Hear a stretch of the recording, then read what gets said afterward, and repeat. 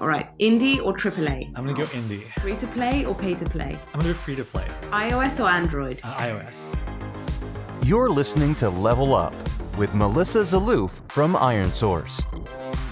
Welcome back, everyone. You're listening to Level Up, the podcast for people who love making, growing, and of course, playing games. This week's episode, we're going to be talking all things gamer motivation, what makes gamers tick, why they play, and what keeps them playing.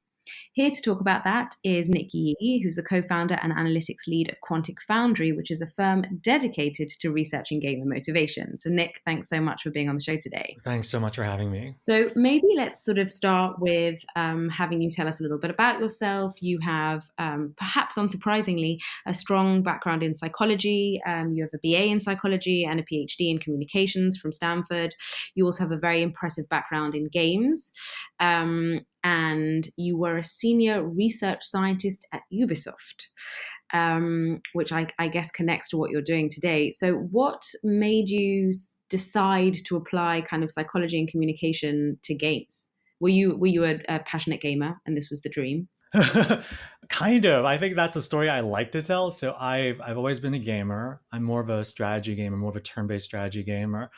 I think the turning point for me was in college when I was a psych undergrad at Haverford, and I was a junior, and these two seniors a year ahead of me, we shared the same thesis advisor, and they were doing a study to see whether there were personality differences between gamers of different game genres. I think they picked an RTS, an MMO, and an FPS, and so they were looking at gamers in these different genres and comparing them. And at that point, this was 98, 99, and EverQuest had just come out.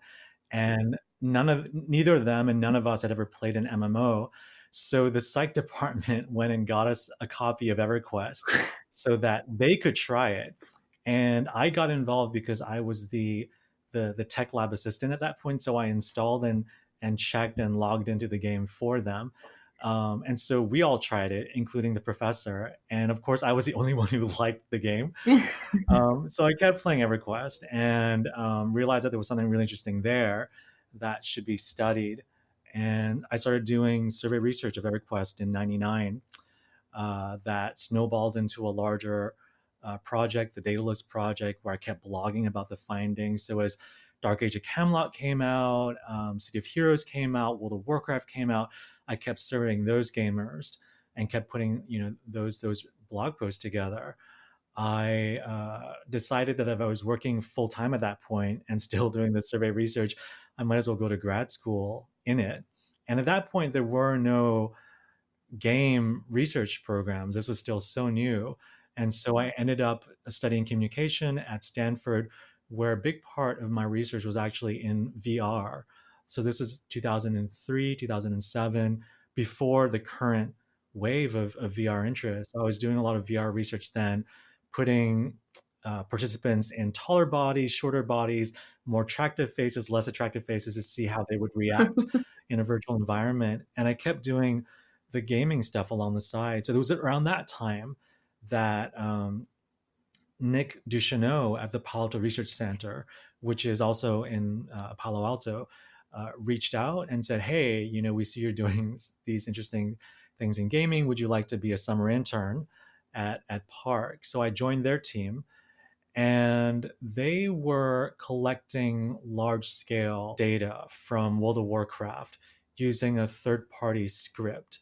So they were using the Lua script to collect data from hundreds of thousands of gamers and their levels, what zones they were in, were they in a guild, are they playing in the same zone with a member of their guild.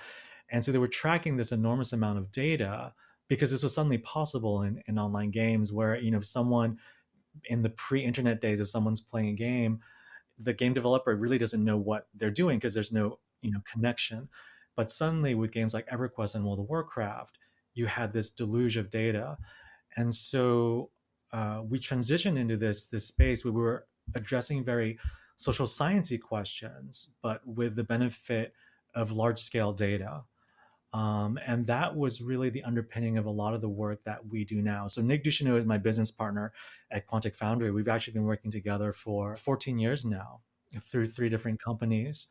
And, we're kind of like a married work couple where we have very brief work meetings because there's very little we need to talk about anymore. We agree intuitively on a lot of the issues that we need to be talking about or dealing with. And so, at Quantic Foundry, we've essentially taken that approach of how do we answer gaming motivation questions about gamers with very social science approaches, but with a large data set. And so that's how it started, and the trajectory that we've been on. And how common is this approach or focus in gaming? Do you have senior research scientist positions at many large gaming companies?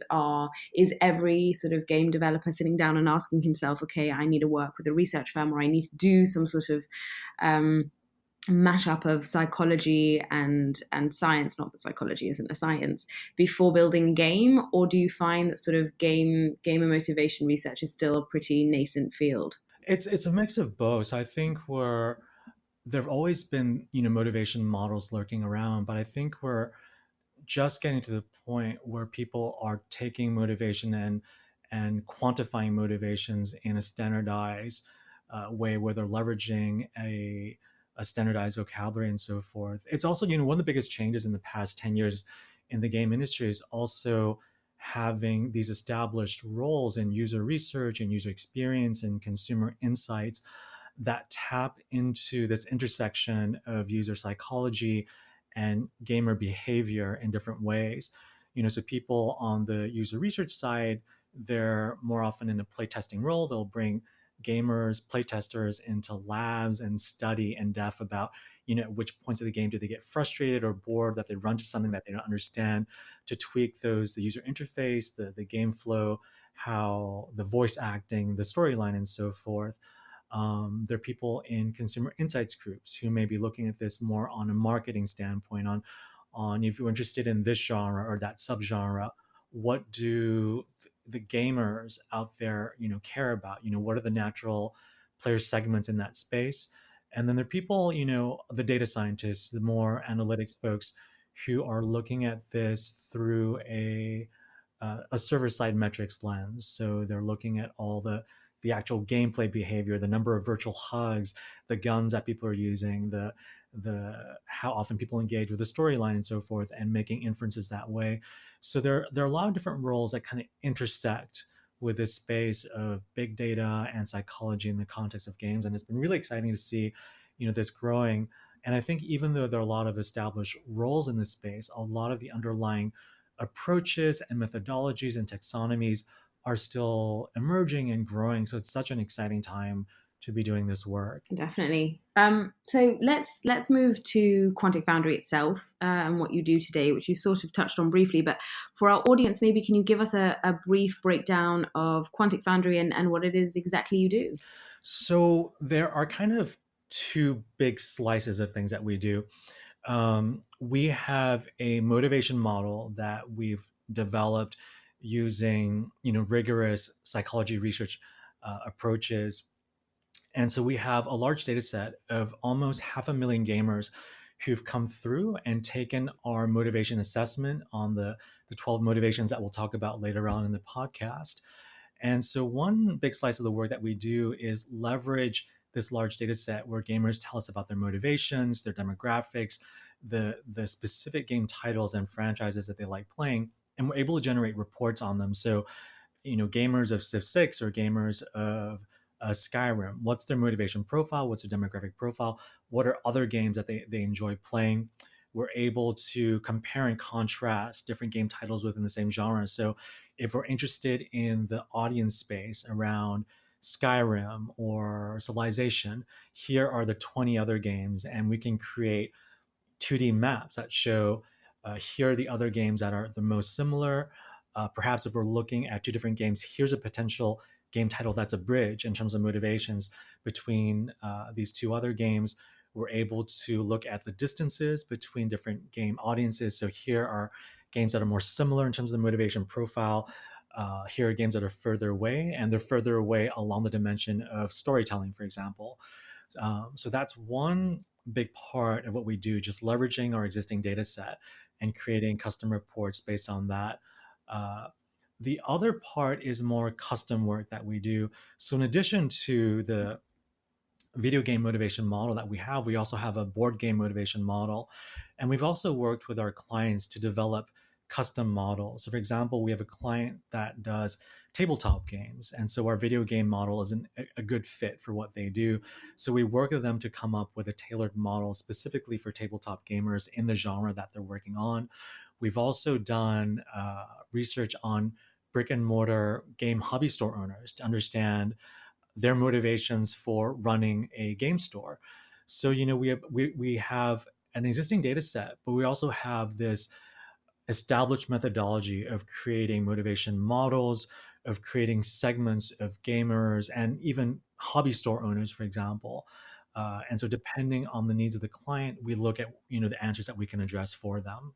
Do you, I mean, this is sort of just occurring to me now, do you see yourself perhaps expanding this motivational model building service outside of the game vertical? Yeah, so one of our back burner projects that Nick and I have been chatting for a while is coming up with a life aspirations model. So it would sit somewhere between a personality model like the Big Five and a needs model. So things like how important is acquiring new knowledge or experiencing art, acquiring material wealth, having children, and having a family. So, a motivation model that's centered more on life aspirations as a whole that we can then explore alongside the gamer model. So that's one project that we're actually working on. We're working on the draft of what that survey would look like, and then we're hoping to gather data on that and come up with a motivation model similar to what we have for the video game Oh. stuff. And sort of, did you, I mean, in a way, you've talked about why you started Quantic Foundry from the perspective of you love the kind of social science approach to looking at gamer behavior. But did you feel when you sort of opened it that this was also answering kind of a pain point in the industry? Or was it more, we feel this is interesting, we're going to start it and then see what kind of clients we come along the way? I think early on. I mean, any startup company knows you have to be very flexible and adaptable to exploring problems in the market. But one issue that we had seen in the companies we'd worked with before, Quantic Foundry, was around 2010 through 2015, there was this proliferation of dashboard services within the game industry of being able to quickly track the health, all these KPI acronyms, your ARPUs, your uh, the number of gamers, your monetization rates, and so forth within a game. But one problem that we saw in a lot of game companies was that they had these very sophisticated, these very fancy dashboards that was showing the health of their system. But when things went wrong, inevitably, when one of these metrics starts declining, these dashboards had a lot of trouble surfacing what they could do about the problem, or what was causing the problem to begin with. So they ended up being these dashboards that were showing red flags, but that they couldn't directly help you resolve the red flag, or how to make the problem go away or ease the problem. And so it's really in that space that we started, when we were at Ubisoft and other places, of seeing this problem and being able to take on a more social science approach, looking at server side data, coming up with hypotheses to test, and going about, essentially this detective work in a rigorous way, and testing those hypotheses, looking at player segments in a game, the different motivations that were driving them, and seeing if they synced up with problems in monetization, problems in retention, and so forth.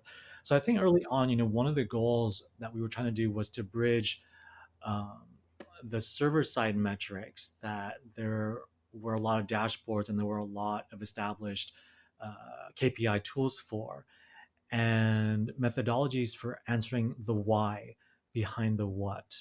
So we can see these lines in the dashboard, but can we understand who these gamers are? What are ways, if there's a segment in our game that is losing interest, what are the best bets in terms of new mechanics and features that will engage them and so forth. And so we were trying a lot of things, early on, in terms of what were the best ways that we could leverage our data to address those questions. And so things like doing segment analyses of a particular game audience at the title level or at a genre level was one thing that that resonated with a lot of our clients. So that turns out to be one of the things that we do a lot of now. But it wasn't obvious when we first started the company, even though we knew that was the direction that we wanted to go into. Uh-huh. And were there a lot of, or sort of, was there a lot of existing literature or information on gamer motivation or player taxonomy when you guys started out? Yeah, I think there were a lot of different models floating around, and actually that was part of the problem.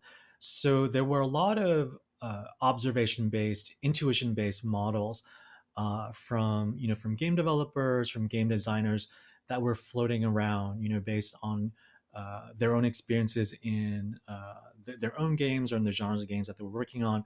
There were a lot of academic models that were developed using robust methodologies, but they tended to be geared more towards what a psychology cared about than what a game designer cared about. So there were models with motivations like violence, catharsis, which a psychologist would care about. Are you using a game to release your pent up aggression? That is totally uninteresting to a game designer. Like, what do you do with that at a mechanics level? There were also a lot of genre specific models. We had an MMO specific model. There are MUD specific models and FPS specific models that don't generalize well broadly to across genres. So the real problem was really reconciling all these models that were addressing different things, but that for one reason or another were not suited or not standardized to be used in a game industrial setting, and figuring out what to do from that point. And so that's really one of the things that we set out to do was how do we what do we do with all these models floating around? What's a robust, empirical, rigorous way of sorting out a lot of the inconsistencies or the contradictions in these models and coming up with a standardized model that makes sense for gamers and for game designers? Hmm. And let's talk about how it works. You guys say you have an empirical model which identifies gamer motivation. How did you build the model, and how did what's called factor analysis, which maybe you can explain, factor into it? Sure. So factor analysis is a statistical method, and in a nutshell, it identifies how preferences and attitudes do and do not cluster together. So whether we're talking about people's shopping preferences in the supermarket, the shows that people watch on Netflix or and Hulu, or the reasons why people play games, it's a way of identifying the underlying motivation clusters that drive people to express themselves in whatever behavior in the domain that they're choosing. So, for example, in some of the existing models that I mentioned earlier, some people may say, "Oh, people who like socializing, the social care bears, they're the exact opposites of the cutthroat competitive PvP players." And so, in all of these models, there are these underlying assumptions of not only here are the different motivations, but oftentimes how these motivations intersect and interact and relate to each other. So there are a lot of these hypotheses essentially that were floating around in these underlying models. And factor analysis, in a sense, is kind of like celebrity deathmatch. It's a way of kind of pitting these models against each other. If we could throw all these theories and taxonomies in the same pot, let's test it empirically with data from real gamers and see what comes out. So, for example, is it the case that people who like socializing and chatting and teamwork, are they, is that negatively correlated with the drive for competition? And so we took all these existing models, we identified the common motivations that proposed, and we came up with a pilot survey of about 60, 70 pilot survey items. So survey questions like, how important is it for you to level up quickly, to play the game at the highest level of difficulty, to engage with an elaborate plot and interesting characters in a game. And so we had 60 to 70 questions of like this. and we asked them on a 5-point scale from not important at all to extremely important. And then the factor analysis could look at all these questions and identify, oh, you're asking these 60 questions, but underlying this, there are only 5 clusters of motivations that group together. So maybe the desire to help new players is highly correlated with the desire to the desire for teamwork and the desire for chatting with people. So there's actually this social cluster in here that is a more concise, parsimonious representation of the motivations. And so we used, we ran the factor analysis, collected data from uh, tens of thousands of gamers when we started, and then iterated on that model. We would replace survey items that were doing poorly. As more and more data came in, we would rerun the factor analysis until a stable model emerged. And so that's where our current model comes from. We have this model with 12 motivations, and it's based on factor analysis on a large data set. So we currently have almost 500,000 gamers who've come through and taken this profile. So it's a very robust model. So that's the question. How did you guys manage to get nearly 500,000 gamers to take a survey? Or actually maybe just run us through how you sort of collected the data and how you got gamers to weigh in. Yeah, so we started with a small panel of about 1,000 gamers, and we generated a good enough starting model based on that. We then put together an online app where gamers could come and take a 5-minute survey and get a report back on how their motivations rank compared to all the other gamers who had taken the survey. And so it was this very long report. It starts off with this radar chart of your motivations, and then there's a very long text readout that steps for each motivation and goes through, here's what it means, here are the mechanics that it's related to, here are the games that you typically see these motivations in. And we made that report easy to share on social media. So very quickly, we got viral traction of gamers who got their profile and they wanted to see how their friends compared with them. And so they would share it on Facebook, on Twitter, on Instagram. And so we started this tool in the summer of 2015, and we got some hits on big gaming tech websites like Ars Technica, like Geek and Sundry, that would start off these long chains of viral sharing on social media. And so oftentimes it would be someone on Facebook saying, "Hey, here's my profile. I want to see yours. Go take this app." And so that's how we collected the data, and that's how we still collect this data. This tool is still live, and so we're constantly refreshing the database with new traffic through. So in a way, the motivation, you had to sort of build a motivational model of gamers in general in order to prompt them to fill out a survey. You sort of had to find the key to motivating gamers, not just within games, but outside of them too. Correct. Yeah. So we did use a bootstrap approach to collect that initial small data set. It primed the pump for this online app. And then as more and more gamers came through, we would refresh the model. We would update the underlying norms so that players would get a more and more accurate view of their profile. Yes. And what's sort of the demographic and geographic breakdown of your data? Yeah, so the tool is called a gamer motivation profile. So there's a bias towards more core PC console gamers. So we have about 80% men, 20% women as a breakdown. For a long time, the app was English only. So most of our respondents come from Northern America, the Western EU, the Southeast Asian English speaking countries, and then smaller pockets from elsewhere around the world. So other Southeast Asian countries in South America, in Eastern EU, and so forth. And we've started to localize the app to other languages. So we have it in simplified Chinese now. And so we're constantly working to get a bigger geographic reach for the data. Got it. And now perhaps we move on to the good stuff, the motivational types themselves. So you guys have identified 12 motivational types, which you then have clustered into 6 pairs. At the risk of overcomplicating things, can you sort of give us a high-level description of each pair? And the motivations within. Yeah, so we found these 12 distinct motivations, and they're in these pairs because they're highly correlated. And I'll send you like the visual chart for this so you can share this with your podcast listeners so it's easy to follow. So Most of these should feel fairly straightforward because they're drawn from existing taxonomies. So, under the action pair is the desire for destruction. So, the appeal of chaos and mayhem, guns and explosions, as well as the appeal of excitement. So, fast paced action with a lot of surprises and thrills. And again, these two things are paired together because typically gamers who care a lot about one typically care a lot about the other. And if they don't care about one, they typically don't care about the other. So at the highest level, they're paired together because of this underlying statistical logic.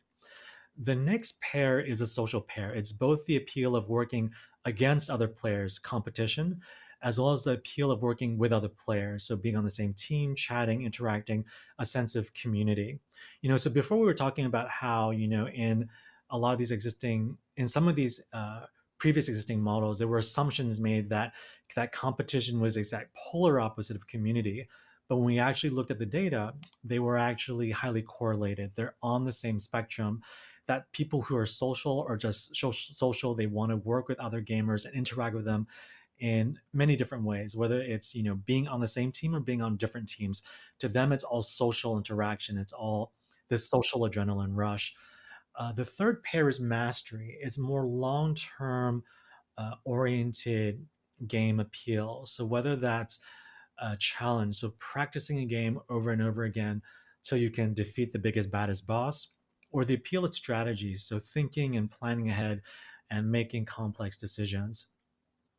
Then we have achievement, which is different kinds of point systems, whether that's points just for the sake of points, a sense of completion, so collecting all the stars, all the trophies, collecting all the collectibles, talking to all the NPCs, and so forth, or power with instrumental meaning behind it. So getting a character with a high level, getting equipment with high stats. Immersion is the fifth pair. It's different ways of being a part of the game world, whether that's the psychological sense of fantasy, so being someone else somewhere else, or story, so interacting with an elaborate plot, engaging with interesting characters with their own backstories and quirks and psychoses.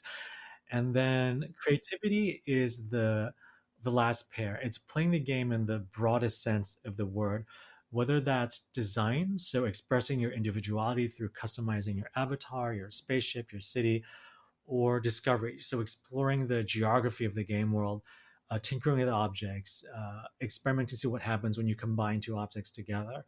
So, briefly, that's what those 12 motivations look like. So as gamers come through our survey, we get their scores on each of these 12 motivations, and we're able to pair it with their demographics and the games they play, as I mentioned earlier. And how often can you demonstrate or inhabit two different main categories, sort of like paired categories? Can you sort of like both action and chaos and also creativity? Yeah, absolutely. So we tend to think of the motivations as the constellation of your interest. And for every gamer that comes through, we get their inclination for each of these motivations. And gamers tend to score high in one or two of these pairs, very low on one or two of these pairs, and then average on the rest. And it's typically as the same with personality, it's the ways you're different from everyone else that most differentiates you and most defines you as a person, as a gamer.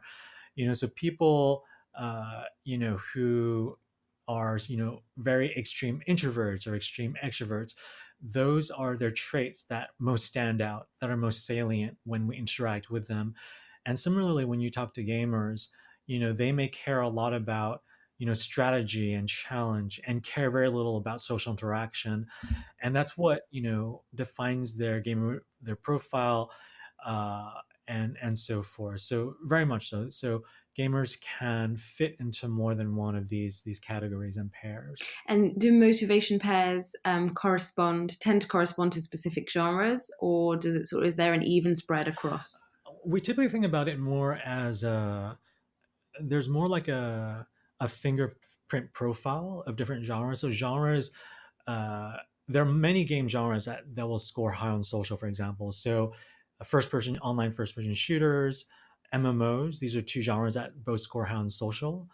But at that point you may have one that the first person shooters care more about mayhem and thrills, whereas the MMO gamers care more about progression, so completion and power and accumulating, grinding for powerful characters and weapons, for example. So every game genre tends to have its own distinct fingerprint of motivations that score high, motivations that are low, and so forth. So there are all these linkages, but not at a single motivation level, but at a holistic uh, profile level across these motivations. Hmm. And what have been some of the most surprising discoveries you've made since building the model? You talked about the sort of coming to understand that in fact competition and community are not necessarily mutually exclusive. But what are some of the other weird and wonderful things you guys have discovered? So one thing we talk a lot about is age differences, and the reason we do that is because in the gaming industry, whether it's among gamers or game developers, we often talk more about gender differences about how female gamers are different from male gamers and what design for female games would look like. But in our data set, one thing that's always struck us from the beginning, and even in our previous research, is the variance among older and younger gamers. And presumably, these changes happen as gamers age. And in competition, for example, the age difference in competition is about twice as large as it is between male and female gamers. So one of the things we point out a lot in our talks, unsurprisingly, younger gamers care more about competition. There's a very steep decline from the 20s to the 30s. The decline slows down, but doesn't quite fully, hit the trough until people are in their 40s and 50s and above. And so one of the things we talk about in some of our earlier talks is, we spend all this time talking about gender differences, but really the elephant in the room that we should be talking about is age of these very significant differences in motivation changes as people age, because we're in this generation of gamers who, we started off gaming when we were kids and we're aging beyond age 35. We're not going to stop gaming. So, but the game industry as a whole, the AAA titles particularly, are geared towards gamers between 15 to 30. So what do games look like for people who've aged beyond that core genre? There are going to be more and more of gamers in that segment, and gamers are going to continue gaming in nursing homes. What does design in this era of gaming look like? Given those differences, we've also been able to confirm and disconfirm some of the stereotypes behind gender differences. So yes, there is a difference in competition, but there isn't a difference really very much in community. So desire for chatting, interaction, and teamwork. So there used to be the stereotype that, oh, your female gamers are the more social care bears in games like World of Warcraft, but that's not true. Again, social is social. So gamers who care a lot about competition, they also tend to care a lot about socializing, which is why social rating guilds happen. It's the combination of all those social inclinations coming together, in this very high powered format. So being able to really provide data behind our assumptions around gender and age, confirming some but challenging others that we've had as well. We've also looked at data comparing different regions, so comparing mainland Chinese gamers with gamers in the US, and looking at some of the differences. So we found, for example, that gamers in China, they care a lot more about competition and completion than gamers in the US. And so that provides these high level implications for design and for game companies who are bringing games in China into the US or US into China. And what are some of the translation problems between the two cultures, that it's not just that these games rely on different lore, that you have games in China that rely on martial arts and uh, stories like Journey to the West and The Monkey King, and whereas games in the West focus on Lord of the Rings and Tolkien like mythology. So there's not just a translation problem in terms of the underlying lore and mythology, but there are also these significant differences at the high level in terms of gaming motivations, and those play a large role in mechanics and features that Chinese gamers care a lot about, that US gamers don't care as much about, and having those being obstacles in that translation between games across cultures. And how do game developers or companies use you guys? Do they sort of come to you before they're thinking about building their next title, or, for example, when they're thinking about taking a game to a foreign market? Sort of, what are your common use cases? Yeah, we work a lot with game companies in the early concept stage. So they're thinking of making a game in a genre that they're not familiar with making.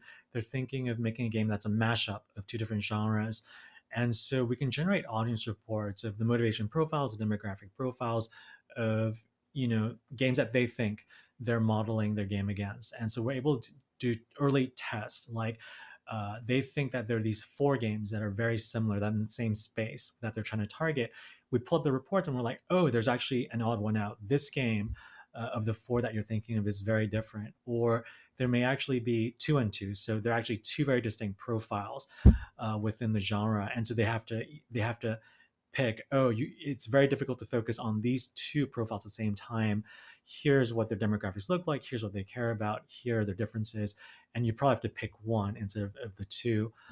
We do a lot of segment analysis, as I mentioned earlier. So game companies, either in from a marketing perspective or in a design perspective, of trying to understand, hey, we're trying to target this genre or gamers in this franchise. What are the distinct gamer types? So there may be 40% of the gamers who really are more competitive PvP types. There's 30% that cares more about the storyline and being immersed in a different character and so forth. And so we're able to look at the data, look at a particular title, a franchise, do that segment analysis, provide these empirical uh, personas of here's what the underlying segments look like, what they care about, the other games that they're currently playing, the features that they care about, and their proportion with this game space. So, from a marketing perspective, it helps them tailor messages specifically, for these archetypes. So, for example, there may be this very idiosyncratic persona that cares about storytelling and strategy. So, gamers who like Fire Emblem or Crusader Kings, they like that interplay of, very quirky characters with unique storylines and romance interests, but in this highly strategic decision making, information rich standpoint. And so if you're a marketer and you know this, then you can come up with an ad or a marketing message that really tailors, towards this segment to attract them to a new game that has a large segment of these gamers, for example. We also work with games that are established. So, for example, with clients who have an existing game, but they're trying to understand what are new features to build next. What if they're working on a sequel? What are the segments or the mechanics that they need to worry the most about? Tracking, what motivational needs are not fulfilled in their audience. So, here's a segment that cares a lot about, competition, but is their need for competition actually satisfied by the current game makeup? So, we work with clients, whether at the conception stage or after they've launched, testing new game ideas or really coming up with a concrete market strategy and so forth. And my last question is a little bit more, I guess, broad. The tagline on your website says the science of gamer motivation, and certainly there's plenty of science and research and modeling involved. But we're also dealing with human beings, and it's human beings having fun.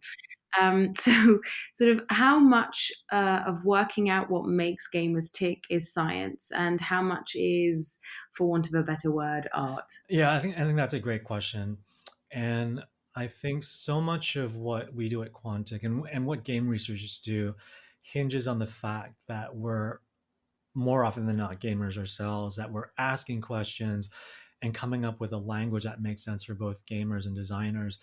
That especially when you run surveys for gamers, it's very clear whether you're a gamer yourself or whether you're a non-gamer making assumptions about what gamers do and the things that they like. And especially interpreting findings, especially gamer segments, requires an intuition about different game genres. So earlier on I mentioned, we stumbled across this segment of gamers who like both storytelling and strategy.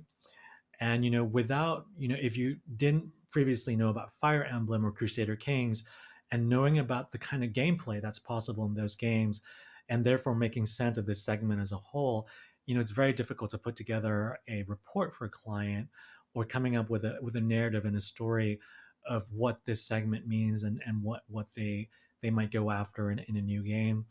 And game research as a whole is this unending torrent of data. It's inherently a triage problem.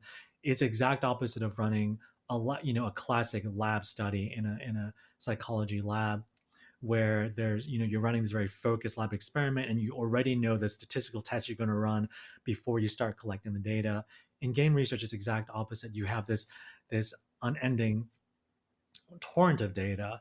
You can ask any question that you like, and it's like you're in an emergency room and there's this flood of wounded people coming in.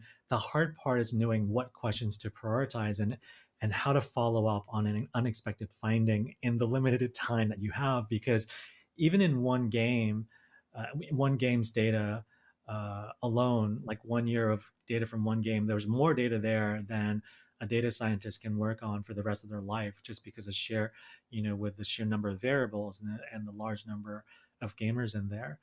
And that's the art part of all this, of having the intuition, the instinct of knowing what questions to ask, which questions are important, what to follow up on, and what to not follow up on because it's likely a red herring or likely to be not fruitful. And I think that's what makes it so exciting, that it's really a blend of, for a lot of game researchers, game research conferences are so much fun because we're all gamers. It's always a blend of, our own interest in games and talking about, what are new methodologies, new approaches that we can, come up to study gamers, and the evolving, techniques that we're coming up with. And it's a super exciting part of the industry to be in at this point. And makes for a very interesting podcast. And appeals to my latent and long forgotten academic tendencies. Thank you very much for being with us on the show today, Nick. It's been super, super interesting. And thank you everyone for listening. Tune in next episode for more game industry experts talking all things game related here on Level Up. Super Mario or Sonic? I'm going to go Sonic. Game Boy or Xbox? Game Boy. Hyper casual or casual? Casual. Backstreet Boys or NSYNC? Oh, wow, they're so mixed up in my head. I'm going to go with NSYNC. Wow, I thought you were going to go for a both there.